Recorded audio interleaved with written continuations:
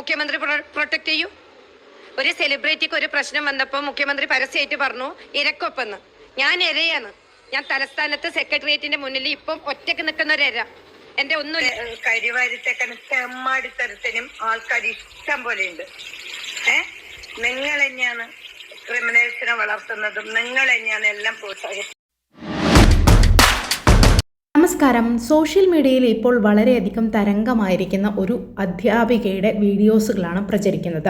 അവരുടെ യൂട്യൂബ് ചാനലും അവരുടെ വീഡിയോസുകളുമാണ് ഇന്ന് ചർച്ചാ വിഷയമായിക്കൊണ്ടിരിക്കുന്നത്.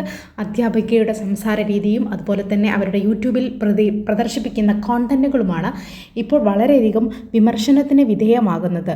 ഇതുമായി ബന്ധപ്പെട്ട അന്വേഷണത്തിൽ മനസ്സിലാക്കാൻ സാധിച്ചത് ഈ അധ്യാപികയ്ക്ക് ഇവർ കണ്ണൂരിലെ ഒരു എഞ്ചിനീയറിംഗ് കോളേജിലെ അധ്യാപികയാണ്. അവിടെ നിന്നും ഒരു അധ്യാപകൻ ഇവരോട് വളരെ മോശമായിട്ട് പെരുമാറുകയുണ്ടായി. ഇതുമായി ബന്ധപ്പെട്ട് അവർ കേസ് കൊടുത്തപ്പോൾ അവർക്ക് നീതി ലഭിച്ചില്ല. മാത്രവുമല്ല, അവരെ ആ കോളേജിൽ നിന്നും മാറ്റുകയാണ് ചെയ്തത്. ഇതിനെ പ്രതിരോധിച്ചുകൊണ്ട് അല്ലെങ്കിൽ ഈ ഒരു കാര്യത്തിനെ തുടർന്നാണ് ഇവർ ഇത്തരത്തിലുള്ള വീഡിയോസുകളും കാര്യങ്ങളുമെല്ലാം തൻ്റെ യൂട്യൂബ് ചാനലിലൂടെ കൊണ്ടുവരികയും വളരെ മോശമായ രീതിയിൽ ഒരു വസ്ത്രധാരണം നടത്തിക്കൊണ്ട് വളരെയധികം സമൂഹത്തിന് വിമർശിക്കുന്ന തരത്തിലേക്കാണ് കാര്യങ്ങൾ പോകുന്നത്. ഏതായാലും ഇവർക്ക് പറയാനുള്ള കാര്യങ്ങൾ നമുക്കൊന്ന് കേട്ടുനോക്കാം. മറുനാടൻ ചാനലിലാണ് ഇവർ ഈ അഭിപ്രായം ആദ്യമായിട്ട് തുറന്നു പറയുന്നത്. എന്റെ കൂടെ ജോലി ചെയ്യുന്ന ഒരാള് എന്റെ നഗ്ന വീഡിയോ ഉണ്ടെന്ന് എന്റെ ക്ലാസിന്റെ മുന്നിൽ എഴുതി വെച്ചിട്ട് അവനെ കോളേജ് പ്രൊട്ടക്ട് ചെയ്യുന്നു.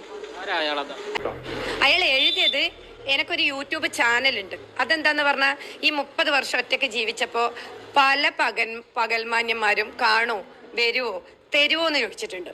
ബന്ധുക്കളായിക്കോട്ടെ, നേതാക്കന്മാരായിക്കോട്ടെ, നാട്ടുകാരായിക്കോട്ടെ.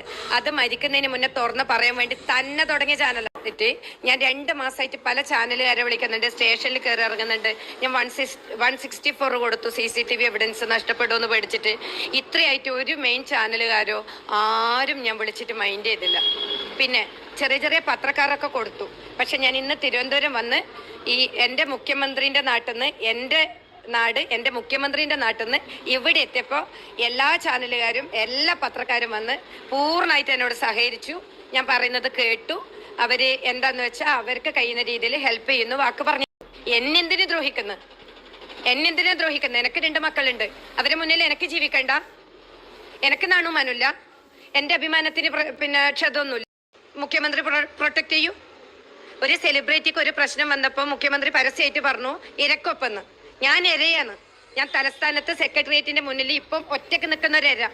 എൻ്റെ ഒന്നുമില്ല. ഈ ഒരു സംഭവത്തിനെ തുടർന്ന് ഇവർ തൻ്റെ യൂട്യൂബ് ചാനലിലൂടെ വളരെ മോശമായിട്ടുള്ള വസ്ത്രമൊക്കെ ധരിച്ച് വളരെ വൾഗറായിക്കൊണ്ട് സംസാരിക്കുന്ന രീതിയാണ് പിന്നീട് അങ്ങോട്ട് ഉണ്ടായത്.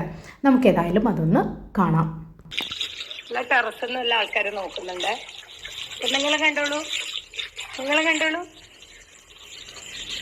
ഇന്നാള് ഇന്ന പോലെ ജീവിച്ചോളാന്ന് എവിടെയെങ്കിലും എഴുതി കൊടുത്തിട്ടുണ്ടോ? ഇതല്ലെങ്കിൽ വേറെ, അതല്ലെങ്കിൽ വേറെ, അതല്ലെങ്കിൽ വേറെ അല്ലേ?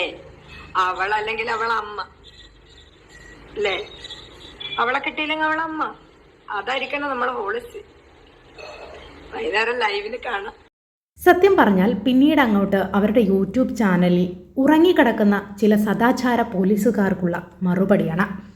ഇവരുടെ ഇത്തരത്തിലുള്ള വീഡിയോസ് കണ്ട് അവരോട് പ്രതികരിക്കാൻ വരുന്ന ആളുകളോട് അവർക്ക് ചോദിക്കാനുള്ള ചോദ്യം ഇതാണ്: താൻ ഇതുപോലെ ഒരു കേസ് കൊടുത്തപ്പോൾ എന്തുകൊണ്ട് ഇവരൊന്നും പ്രതികരിച്ചില്ല? എന്തുകൊണ്ട് ഇതിനൊന്നും മറുപടി തന്നില്ല എന്നുള്ള ചോദ്യങ്ങളാണ്. അവരുടെ ഇത്തരത്തിലുള്ള പ്രവൃത്തിയോട് നിങ്ങൾ യോജിക്കുന്നുണ്ടോ?